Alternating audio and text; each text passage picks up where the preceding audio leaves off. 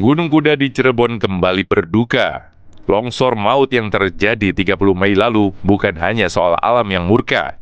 Ini adalah kisah kelalaian yang membisu di balik reruntuhan yang menelan begitu banyak nyawa. Kini, pertanyaan pun menggelayuti. Bagaimana nasib Gunung Kuda dan siapa yang bertanggung jawab pasca tragedi ini?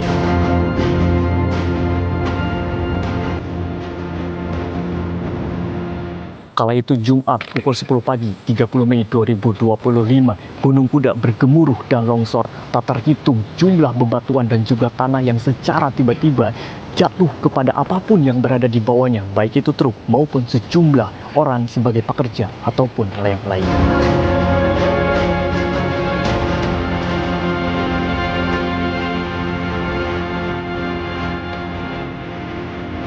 Hingga 77 jam pasca kejadian atau 2 Juni 2025, ditemukan 20 korban meninggal dunia dan 5 orang masih dinyatakan hilang dalam tragedi naas longsor tambang batu galian C Gunung Kuda, Desa Cipanas, Kecamatan Duku Puntang, Kabupaten Cirebon, Jawa Barat.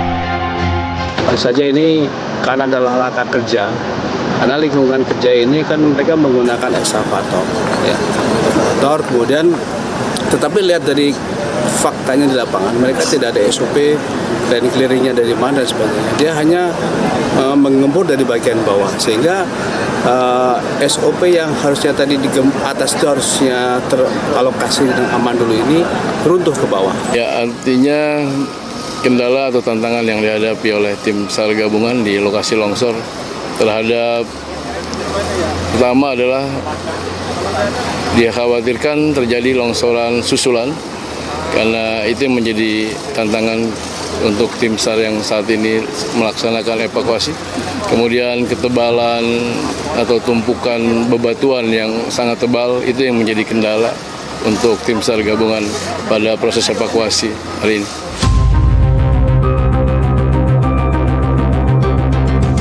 Tragedi kemanusiaan ini pun tak luput mendapatkan atensi dari pemerintah Provinsi Jawa Barat.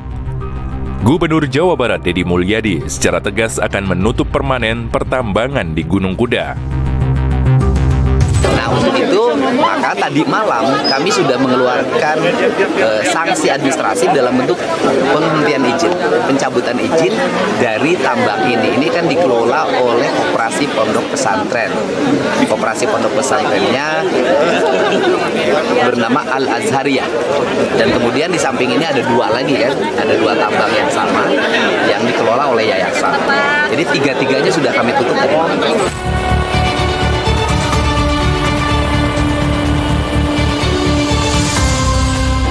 Rumah Sakit Umum Daerah Arjawinangun menjadi saksi atas tumpah ruahnya kesedihan para keluarga korban longsor dari insiden yang terjadi di Kabupaten Cirebon, Gunung Kuda. Dan berikut ini adalah merupakan daftar nama jumlah korban yang memang meninggal dunia ketika insiden terjadi.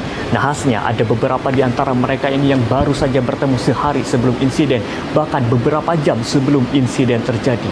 Yang jelas keluarga korban yang ditinggalkan semoga diberi keikhlasan dan juga almarhum yang meninggal semoga ditempatkan dalam sisi Tuhan Yang Maha Kuasa, karena mereka yang meninggal dunia ketika sedang berjuang untuk demi keluarganya masing-masing.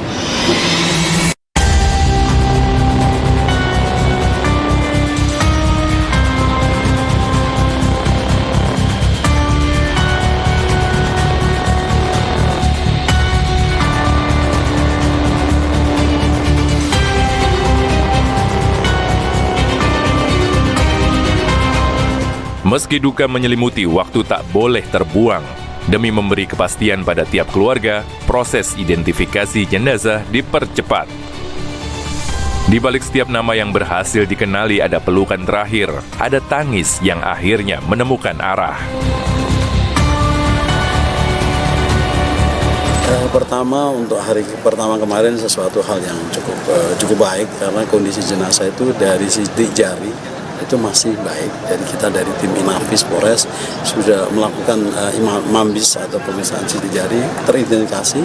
Kemudian dari kondisi korban juga belum rusak, belum ada pembusukan, masih dikenali dari baik kondisi tanda klinis atau tanda medis di jenazah maupun juga properti.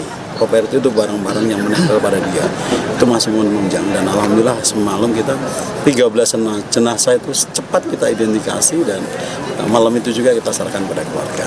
Kejadian yang terus berulang dan gunung kuda yang menjulang membuat semua mata tertuju. Tentu saja pertanyaan muncul, bagaimana bisa kejadian serupa terus terjadi tanpa adanya sanksi. Merespon hal tersebut, aparat berbaju coklat alias kepolisian pun bergerak cepat dengan menetapkan 2 orang tersangka sebagai babak awal dari proses penegakan hukum dari tragedi yang terjadi di Kabupaten Cirebon.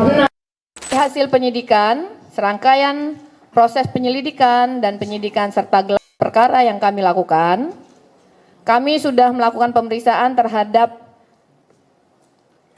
8 orang, 8 orang saksi.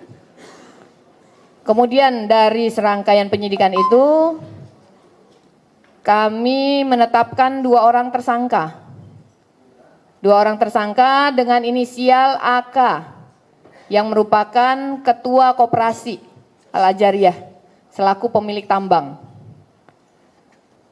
yang beralamat di Desa Bobos, Kecamatan Duku Puntang, Kabupaten Cirebon. Kemudian tersangka yang kedua yaitu inisial AR yang merupakan Kepala Teknik Tambang atau pengawas ya. Ya, jadi ini sudah diingatkan berkali-kali. Bahkan terakhir tanggal di bulan Maret, saya lupa tanggalnya, di bulan Maret tahun 2025 diminta untuk dihentikan kegiatan. 19 Maret ya. Ya, 19 Maret 2025 minta dihentikan kegiatannya, tetapi tetap tidak diindahkan.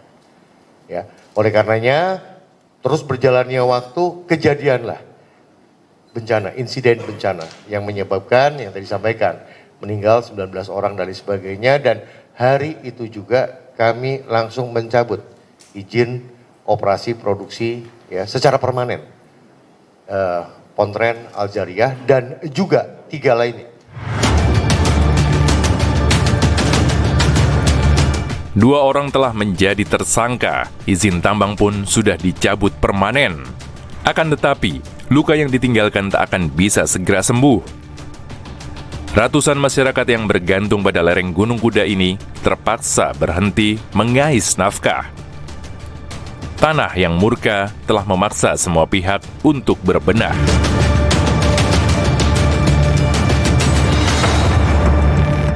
Langkah tegas telah diambil oleh pemerintah Provinsi Jawa Barat dengan menutup secara permanen aktivitas penambangan di kawasan Gunung Kuda. Kini tidak ada lagi aktivitas penambangan dan tidak ada lagi truk yang hilir mudik memuat bebatuan demi menghentikan kembali jatuhnya korban jiwa. Kini kunci utama berada di tangan pemerintahan, bagaimana mereka akan menentukan nasib dari para penambang yang menggantungkan hidupnya di kawasan Gunung Kuda dan bagaimana mereka akan melakukan reklamasi atas kerusakan yang telah ditimbulkan dari aktivitas penambangan di kawasan Gunung Kuda, Kabupaten Cirebon.